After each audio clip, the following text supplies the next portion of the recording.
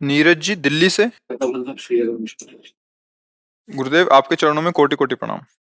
गुरुदेव इस बात को कैसे समझें कि भगवान हमसे ग्रस्त में रहकर भजन करवाना चाहते हैं विरक्त रहकर।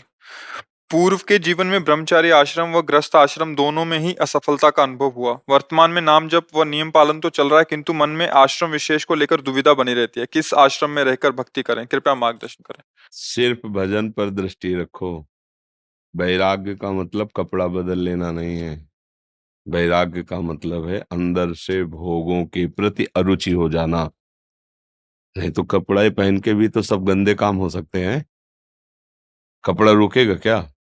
बस अगर वेश है, भगवान ने हमें मार्ग दिया है और हम आजीवन ब्रह्मचर्य रहकर भगवान के चिंतन में विकारों को ये हमारा मार्ग है। आपको गृहस्थ में रखा है, आप अपने भोगों को सीमित, जो गृहस्थी धर्म के अंतर्गत भोगते हुए भजन करें, वही गति प्राप्त होगी। गति भजन से होती है, भेष से नहीं। कहाँ जाओगे? जहां भाग के जाओगे कोई मकान में तो ही रहोगे। चाहे उसे कुटिया बोलो तुम, चाहे उसे भवन बोलो तुम। खाओगे तो भोजन ही, चाहे मांग के खाओ, चाहे भंडारे में खाओ, और चाहे मेहनत करके कमा के खाओ। खाना तो पड़ेगा ना, कपड़ा तो पहनने पड़ेंगे ना, रहना तो इसी संसार में पड़ेगा ना। फिर भजन करना है। हम मान लेते हैं कि हम विरक्त हो गए हैं, तो वहीं मान लो ना जहां हो कि मेरा जीवन भगवान के लिए है, सब कुछ भगवान की वस्तु है। उचित भोगों का भोग भोगते हुए भगवान का महात्मा ही हो। समझ रहे हैं? आश्रम परिवर्तन से भगवान की प्राप्ति का कोई ठेका नहीं मिल जाता। अगर भेष बदल गया, उद्देश्य नहीं बदला है, तो हम ड्रामा भी तो कर सकते हैं, नाटक भी तो करते से वेश से, तो क्या भगवान मिल जाएंगे क्या? तो अगर आप पैंट शर्ट पहने हो, कुर्ता धोती पहने हो, आप ऐसे हो, नाम जप करते हो, अच्छे आचरण कर, तो आप महात्मा ही हो। आपके लक्षण अच्छे हैं, आपका चिंतन अच्छा है, आपका विचार उच्च कोटि का है, महात्मा ही हो। हम वेश ऐसा रखें, चिंतन गलत है, आचरण गलत है, महात्मा तो नहीं कहा जाएगा ना। तो विशेष बात समझने की भजन से भगवत प्राप्ति होती है। विकारों को सह जाना ही वैराग्य कहते हैं। जब विकारों की अरुचि हो जाए तो उसे वैराग्य कह देते हैं।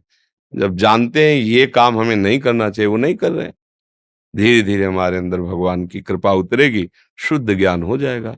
भगवत प्राप्ति के लिए वेश धारण करना अनिवार्य नहीं है। बोले आपने क्यों धारण किया? मेरे भाग्य में लिखा था, क्योंकि हम कोई बच्चा थे उस समय। अब जिसके भाग्य में लिखा है, जो वही तो होता है ना। तो पूर्व में मेरे भजन में कोई त्रुटि रह गई होगी, उसे पूरा करने के लिए बचपन से ही मुझे निकाल दिया गया, वैराग्य मार्ग का अनुसरण करते हुए और भजन परायण। ऐसा पर ऐसा नहीं है कि आप बाहर से वैराग्य नहीं लेंगे तो आपको भगवत प्राप्ति नहीं होगी, ऐसा नहीं है। सबको भगवत प्राप्ति करने का अधिकार है, सब भगवत प्राप्ति करने में समर्थ है, क्योंकि हम सब प्रभु के अंश हैं। हम प्रभु का भजन करेंगे, भगवत प्राप्ति हो जाएगी। अधर्माचरण करेंगे, नरक मिलेगा, चाहे जो भेष हो, चाहे जो देश हो, चाहे जो तुम हो, नरक मिलेगा। वो दुष्टता तुम्हें दंड देगी और साधुता तुम्हें पुरस्कार देगी। वो आचरण है, आचरण करो। देखो भगवान के सामने जब विभीषण जी आए ना, तो भगवान ने कहा तुम सरीखे संत प्रिय मोरे। किसको कह रहे? रावण का भाई है और प्रधानमंत्री भी है, प्रधान मंत्रणा में है। तो वहां वो पीले नीले लाल पहन के तो नहीं आए होंगे, वो अपनी ही पोशाक से आए होंगे। और भगवान क्या कह रहे? तुम सारीखे संत प्रिय मोरे, धरो देह नयान। तुम्हारे जैसे संतों के कारण ही मैं अवतार धारण करता हूं। बस। तो ये बात समझनी है कि आपको आश्रम विशेष परिवर्तन की बात तो छोड़ देनी है।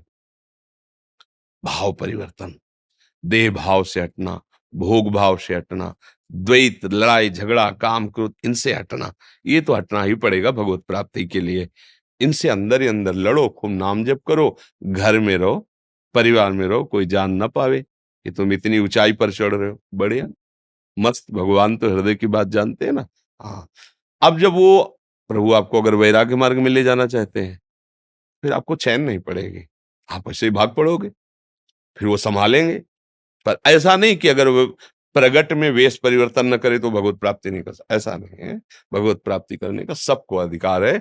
पुरुष नपुंसक नारी वा जीव चराचर कोय, सर्वभाव भज कपट तज मोय परम प्रिय सोय। भगवान कह रहे प्रिय कौन है मेरा, परम प्रिय कौन है, जो मेरा भजन करते हैं, मेरी आज्ञा पर चलते हैं। बस ये खास बात समझ लो।